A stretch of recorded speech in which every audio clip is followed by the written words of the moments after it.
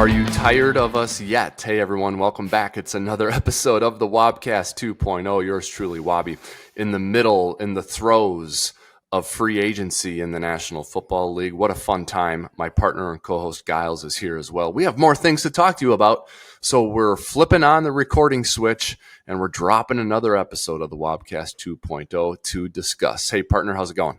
Hey, it's time to put pen to paper today. It's Wednesday. Free agency officially opens. All the legal tampering, that's going to be over with. It's exciting to see some official contracts get dealt. I think, obviously, you had the Jones news yesterday for the Minnesota Vikings drop. But other than that, it was kind of a light day for Minnesota Vikings news. Yep. But I do expect that now that free agency is officially open, you might see a little bit more of the second tier wave starting. So I do expect the Vikings to maintain their velocity here and get some more men in purple down at Egan. So it's going to be an exciting day, hopefully. I agree. I hope so too. I hope it's a blend of re-signings like Dalton Ryner with some fresh blood. Whether it's DJ Reader, a big name like that, or some reinforcements up front on the defensive side of the ball would be great for the Vikings.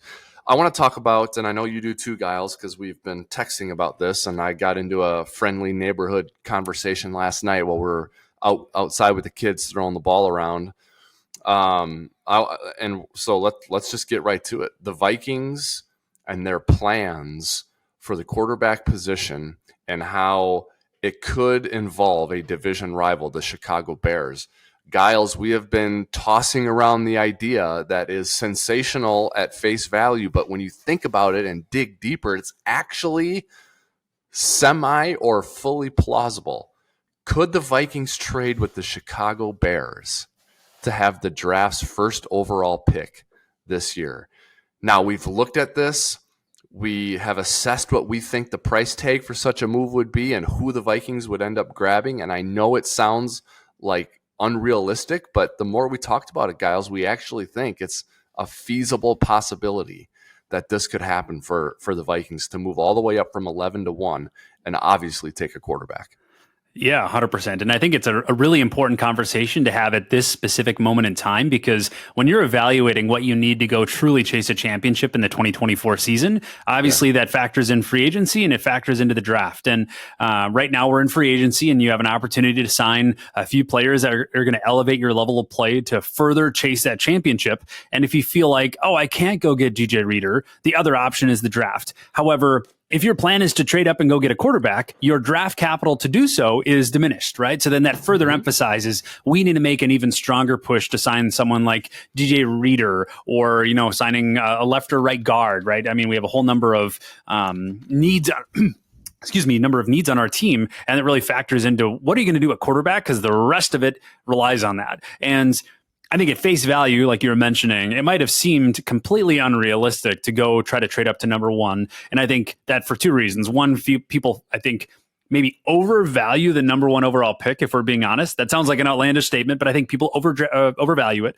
And secondly, I think people think, there's no way we're going to trade with Chicago because they're division rivals, and they think that they're going to draft Caleb Williams. However, it has become evidently clear in like the last 24 hours, but more importantly, the last couple weeks, that there is not any real steam about Justin Fields. It's been far more driven by Caleb Williams. And I don't think it is absolutely confirmed that the Chicago Bears are going to go for Caleb Williams. So if you operate with that, I think there's a chance that you could try to throw into that dance. And I did kind of some chicken scratch notes, and I put pen to paper, and I even evaluated this on some tools.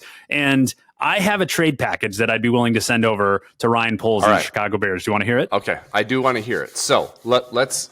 I want to hear this, and we'll talk about whether or not we would do it. Okay. Did you look at last year's trade, Carolina and Chicago? And Carolina and Chicago. Okay, so last year Carolina trades number 9. Vikings have 11. Carolina had number 9. So the Vikings traded, or the Panthers traded number 9, a second rounder that year, a first rounder, which was this year, and a second rounder this year, plus DJ Moore. Okay, so that's what it cost Carolina to get up to take Bryce Young.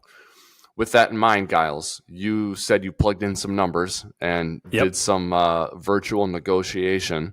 What did you come up with? What's a realistic package that would get the Vikings from 11 to 1?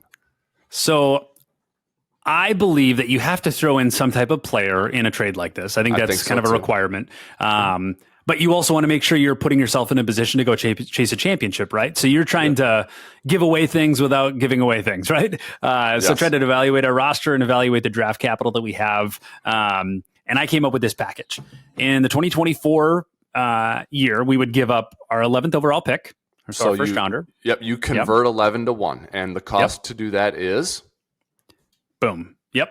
So we're going to go the 11th overall pick. That would go back over to the Chicago Bears. Number 42, which would be our second round pick. 108, which is our fourth round pick in the 2024 season.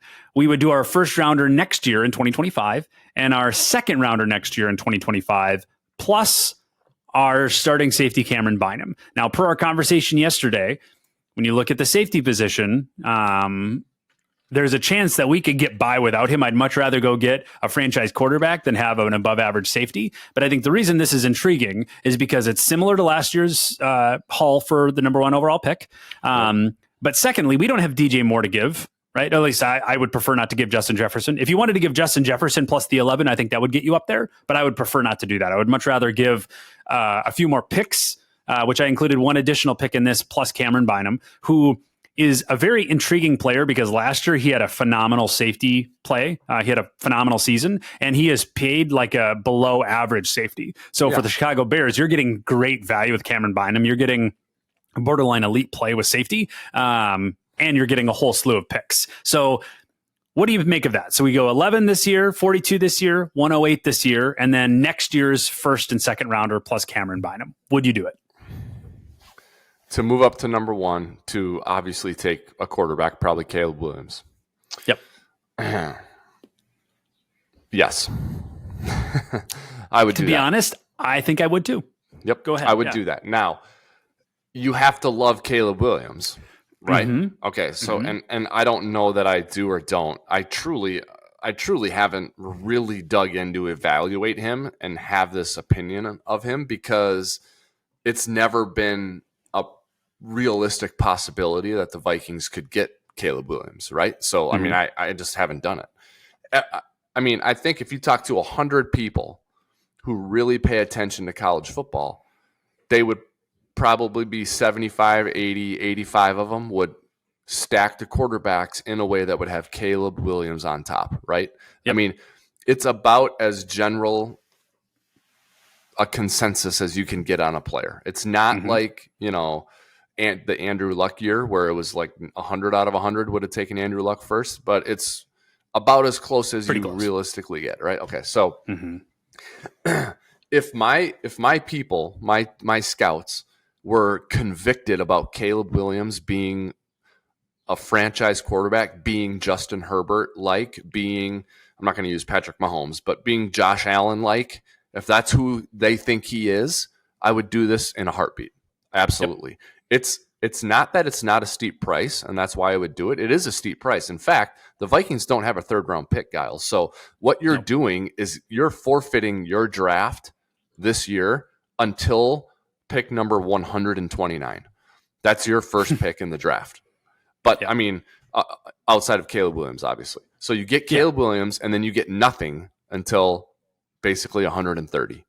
Now, plus you're giving up a first next year, right? And did you say a second next year as well? And a second next year. Okay, so, but if you look at it from the standpoint of the intended, desired end result of that is you have Justin Herbert or Josh Allen on your team, I mean, wouldn't you do that? I mean, I would give up my first round pick every year that I have a player like if the cost was a first round pick every single year to have Josh Allen, I would do that. I mean, it's a no-brainer. So, yes, I mean, I would, and so yes, I would do this trade, and you don't even have to give up Justin Jefferson. Yeah, you're putting a rookie into an amazing scenario. Yeah, with offensive weapons, that is the best infrastructure to get them to thrive. And so, yes, I do. Additionally, I think there is one thing that most people aren't talking about. I mean, they're kind of talking about it, but people are dancing around it. Caleb Williams physically is a borderline godsend. There are pretty strong correlations physically to be very clear, physically to Patrick Mahomes. If you're looking at the physicality and the mechanics, this guy could be Patrick Mahomes physically. However, the big knock against him that people aren't really willing to say loudly out loud is that the mental side of his game is lacking. He is a more or less sensitive player. He's a slow player. There's some elements of entitlement, right? So there are some asterisks next to his name that makes him a little bit of a question mark in some people's heads, if I'm being honest. I think if he was able to fix those things, he would be considered the best talent of the last 20 years, right? In terms of the draft.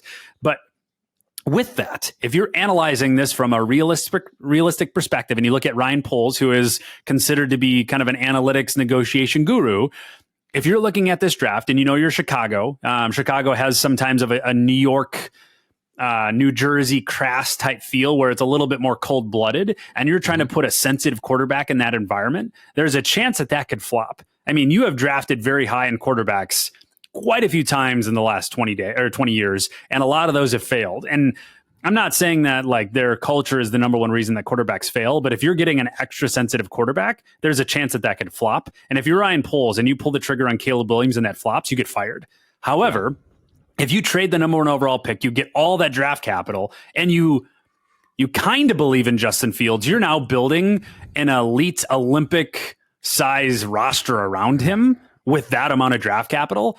I think from a numbers game, if he's not in love with Caleb Williams and what that cultural aspect has to play in his locker room, I think he's inclined to move off of it. However, I don't think he is looking to publicly acknowledge that until closer to the draft. He's trying to build leverage. Like, of course, I'm going to get a Caleb Williams, but if the price is right, I'll move off of it. If he says that he's willing to move off of it, then he loses leverage. So all that to say, I think he's open to it. Now, on the flip side of the fence, if you look at the Minnesota Vikings, we're actually maybe one of the best rooms in the NFL to foster a more sensitive quarterback. I mean, love him or hate him, Kirk Cousins a little bit more on the sensitive side. And definitely. And we accommodated towards that. Exactly. We create comfort. 100%. So if you're looking at all the rooms for Caleb Williams to thrive in, if you can tease out that physicality and reduce the mental impact, it's the Minnesota Vikings. Yeah. I mean, call me a homer, but I really think that would be one of the only ways to tease it out of him, build out the hard work in him, get him to speed up his mechanics, get an offensive coach that can actually truly work with him.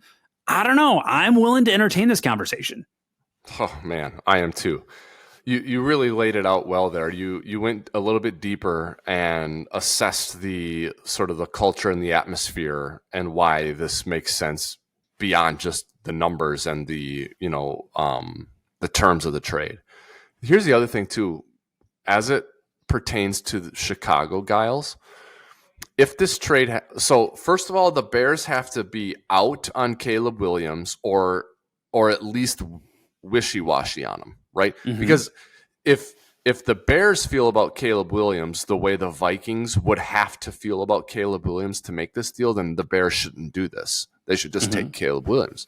Mm-hmm. But if the Bears don't feel that way about him, and or if they love Fields, but more so if they just don't love Caleb Williams, they should do a trade like this. And what I would love about this for Chicago is it would give them pick 9, pick 11, they would still have Justin Fields, and they would have an additional second and fourth round pick this year.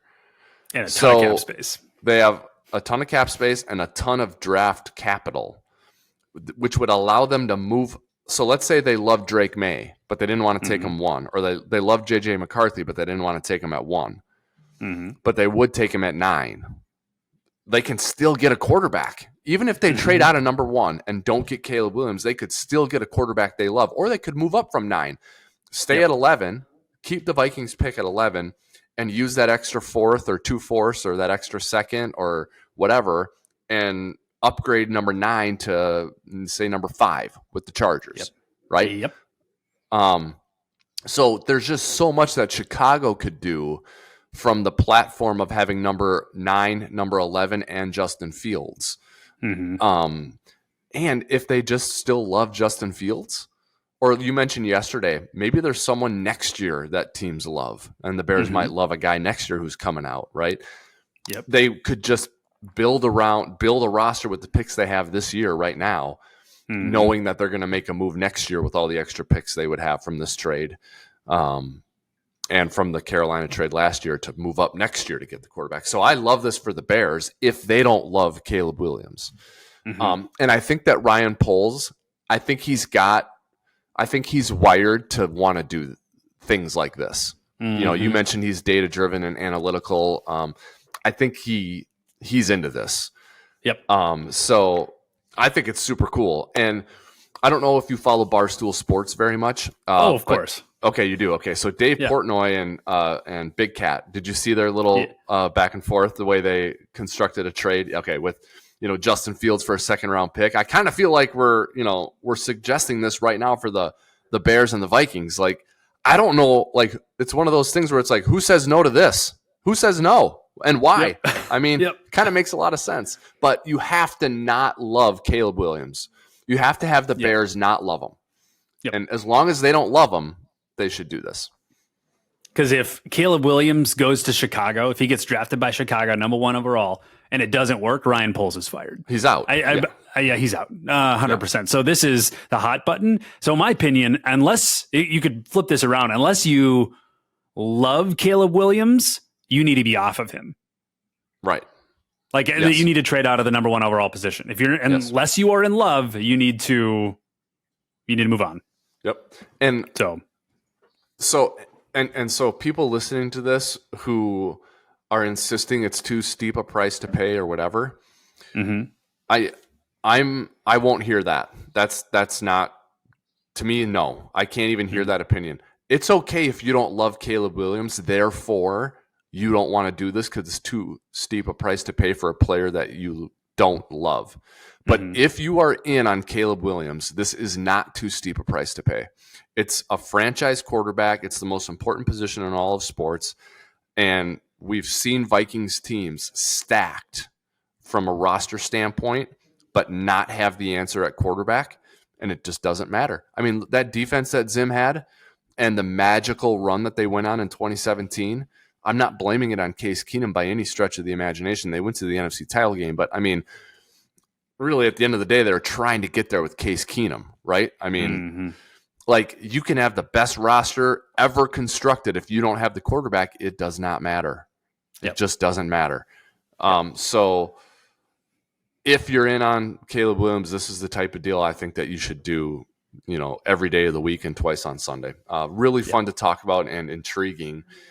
And it's the type of conversation that happens inside of facilities, Gyles. This they talk about this. I know they do. Yeah. What do we do this? Yep. Yeah, for sure. And, I generally don't think things like this happen until really close to the draft or when the draft has started, because if you're a team in the Bears position, you want the best possible offer for that pick. And you feel like, if I take a deal before the start of the draft, I don't know if I took the best possible offer because another better one could have come in. So I get that. But if a trade is going to happen before the draft starts, it would be for the number 1 pick. Yes. Because the team moving up has no worries about someone jumping ahead of them after they make the trade because you're in the top spot. So, and I think something's got to happen with Fields here. Something has to happen or not happen with Fields very soon. It's really kind of the biggest free agency domino yet to fall. In fact, I think it is. I don't know that you could make an argument on anything else. And I know he's not technically a free agent, but it's the biggest sort of new league year domino to not fall yet is what's going to happen with Justin Fields. And, you intimated earlier, Gyles, that the Bears may not be out on Justin Fields. Nothing official has been said by anyone in Chicago about that. And in fact, to the contrary, there's even been some weird steam that maybe they're actually in on him from some of the Bears brass, including their new president, Kevin Warren. So I don't know if that's, a sophisticated smokescreen or if that's, Kevin's genuine feeling on Justin Fields. But you're right. It is not a foregone conclusion that Fields is out. This is a business, and the Bears have to make a business decision. And if the best business decision is to hang on to Fields and not trade him, that's what they're going to do. So very juicy, very juicy. Loved texting about this with you last night and this morning. And I have my neighbor Tom is a big NFL Vikings guy, and we were talking yesterday, Gyles, or last night when the kids were outside playing, and we were throwing football around and had a neighborhood baseball game going on. And he's in line with you. He thinks that Harbaugh is out potentially on Herbert. Yeah, and that he wants to move on McCarthy, and so there's another sort of like possibility in there for the Vikings to move up if they couldn't get to one to get a quarterback, but they liked Drake May or they liked Jaden Daniels as much, they could get up to 5 maybe and take someone. So lots of fun, juicy things to think about, you know. Yeah, 100%. And all of them are just kind of playing second fiddle to the biggest free agency thing that you haven't mentioned, Dalton Ryner. Yes. And you don't love what you read yesterday on the Dalton Ryner front, do you? Yeah, he's kind of popping off on social media saying that he's worth more. And like, to be honest, I'm a big advocate of signing him. He was a great pass protector from the standpoint that he allowed 0 sacks when he played for us. However, and we've talked about this, he is a player that gets it done in a sloppy fashion. He is bad at run blocking, which was evident, once we traded Ezra Cleveland, but he's good at pass protecting from a sack perspective. He allowed some pressures. He was definitely a pressure machine, but didn't allow any sacks, right? Which could be contributed by the kind of changing quarterback play. And there's a whole variety of things. However, he is now taken to social media saying, I am worth more than this, which that is a shot in the air. I think that is revealed that him and the Vikings are not only like not getting a deal done, but they seem to be pretty far apart when it comes to a contract. So I think that is a pretty clear revelation that Dalton Ryner is not going to suit up in purple. It seems that way to me too. Now things can change. You never know, but I think you're right. Now, I don't know that Dalton Ryner, with all due respect, is like, a day 1, 2, 3, 4 free agent signing. Like he's definitely a potential second week signing. So, let's maybe, pump the brakes a little bit there on the Dalton Ryner popping off on social media thing. Like the Vikings might be very well intended with him. Yeah. They just have to do it at the right time. And now is not the right time. Or they may be very clearly on opposite sides, and the Vikings may have no intention to re-sign him. We don't know where it's at. It's certainly a need, right? So if you don't bring him back, it's a thing you have to address with a new body. I don't think they have anyone on the roster who's, at a comparable ability level or certainly production level to Dalton Ryner. So if it's not Ryner, it's someone else outside the building. So it's another headache you have to deal with. It'd be much easier if you like the player to re-sign him. But we'll see what happens. I have to say, before all of this started, Gyles, and we talked about this a little bit yesterday, I was a little more like, wouldn't have been surprised if they re-signed Cousins, would have been against it, but wouldn't have been surprised, and was expecting them to re-sign Hunter. They didn't do either one of those, and it really allowed them to address a lot of different areas and make some exciting and good moves. So I like where the Vikings are at from a roster building and improvement standpoint.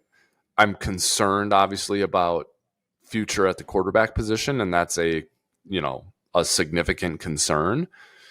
But after a couple of years of not loving what's been going on with their decisions, I think the last few days have been very good for Minnesota. 100%. This is finally the time where Kwesi has been allowed to really cook and try to implement what he's preferred. Kind of to your comments yesterday, this is the first opportunity that he's had where, if all things are equal, I might move off of existing players and go for some of my guys. Because I think he's been able to replicate similar performance or projected performance with lesser money. Right. From the numbers that we've been able to put back in purple. So I'm really, really excited about those signings. And I think we could have easily run it back and spent a lot more with fewer players. So I think he's really been able to stretch the dollar, and we still have cap space to go around. So I think there are more dominoes to fall. We still have the ability to extend or restructure Brian O'Neill. He has an $18 million cap hit. You could save upwards of $9 million this year if you really want to play ball. Obviously, the Harrison Smith contract needs to be addressed. That's a $19 or $22 million cap hit. So there's a variety of things to to be honest, if we could trade Harrison Smith to the Bears with the number 1 overall pick trade, that'd be best. Instead of if you trade exactly. If you trade post June 1st, I believe there's only like a $1 million dead cap hit, and the rest it's like a $10 million cap savings. So there'd be some exciting things that could happen from there. But I've been really excited thus far and excited to see what the rest of the offseason looks like. Yeah, me too. And we'll be here to talk about it. And we'll have more episodes, of course, of the Wobcast 2.0 to do so. That's the meat and potatoes of this episode. A few really quick headlines, though. And then you can react to whichever one or ones you want to. Danielle Hunter to Houston. Eric Kendricks to the Niners. Derrick Henry official to Baltimore. Deontay Johnson traded to Carolina. Those were some of the moves that caught my attention. I know there were a couple of other ones that happened since we recorded yesterday, but to me, those were the bigger ones. I like what Houston is doing, Gyles. They traded for Joe Mixon. They signed Danielle Hunter. I know they lost a couple of key pieces, but they signed a linebacker from San Francisco who I really like. So I like what Houston is doing. I think that division is there for the taking. I'm not anti Trevor Lawrence in Jacksonville. In fact, I really like Doug Peterson. And I think Jacksonville is not out of it, but they don't have a stranglehold on the division, which I thought they were going to have a year ago at this time. So I think that division is definitely there for Houston to really dominate it with the quarterback and head coach situation they have. And I like what they're doing a lot. I think Deontay Johnson going to Carolina is interesting. I was kind of like feeling bad for Adam Thielen earlier this week, because it's like, now Cousins goes to Atlanta. I think it really puts Atlanta over the top in that division. It's them or Tampa. It just mushes Carolina further down, feeling bad for Adam Thielen. But, Carolina does a good job getting Deontay Johnson and now Adam, paired with Adam Thielen. And maybe they give Bryce Young a little bit better chance. So it's been a very sensational, juicy, newsy free agency period, Gyles, I think. It's been fun to follow. 100%. And I think, starting with Danielle Hunter, I mean, I think it's a pretty clear best tandem in the league scenario over there in Houston. I mean, when you have Will Anderson, the defensive rookie of the year, and Danielle Hunter, assuming Danielle Hunter has about a 2-year window left of productivity, which just so happens to be the time frame that they gave him for a contract. I think that is 2 freight trains coming from opposite sides of that line. Like, that is a phenomenal scenario. I mean, they're gonna. I mean, they were already a great team last year with a lot of rookies across the board. I think they're going to really take a step forward this year. I mean, I'm not quite to the level of projecting them to go to the Super Bowl next year, but if I had to put my short list together, I think the Texans would be one of them. To be honest, I am in love with the Texans. I think I love with what they're doing over there. So really excited about that. When it comes to our boy Eric Kendricks, I am very surprised he did not go to the Dallas Cowboys, because I know he is a big bright spot in Mike Zimmer's head, and I was expecting those two to have a reunion. So that was a little bit of a surprise to me, but good for Kendricks to going over to a winning franchise. He deserves to try to go chase a championship and try to live out the last few years of his NFL career. Yeah, I think there might have been a couple of snags maybe in perspective on Zimmer's departure in Minnesota and some things that were said about his tenure. So there might have been maybe some not bad blood, but a cooling of the relationship there. But your point is well taken in that Kendricks was a key part of the Vikings' dominance defensively during peak Zimmer. Peak Zimmer time was about the versatility of Harrison Smith and the Kendricks bar double A gap pressure look. Like, that was sort of the patented thing Minnesota did. And, even Aaron Rodgers talked about the confusion and the versatility that the Vikings defense had with Zimmer sort of pulling those levers. Kendricks was a really productive difference-making player for a long time inside in Minnesota, and trying to recapture that form. I think he was dinged up a little bit with the Chargers, and a lot of things went wrong defensively for the Chargers the last few years. So hopefully a new start in San Francisco for Kendricks will do him some good. So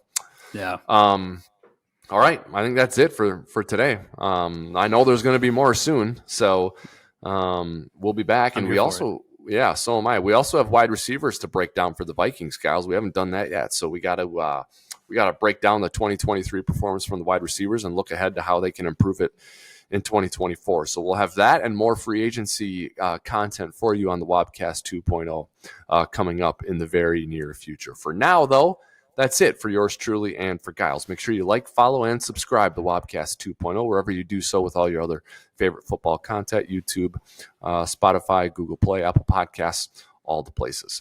On behalf of Gyles, this is Wobby. We're signing off for now, but until next time, everybody, Skol Vikings.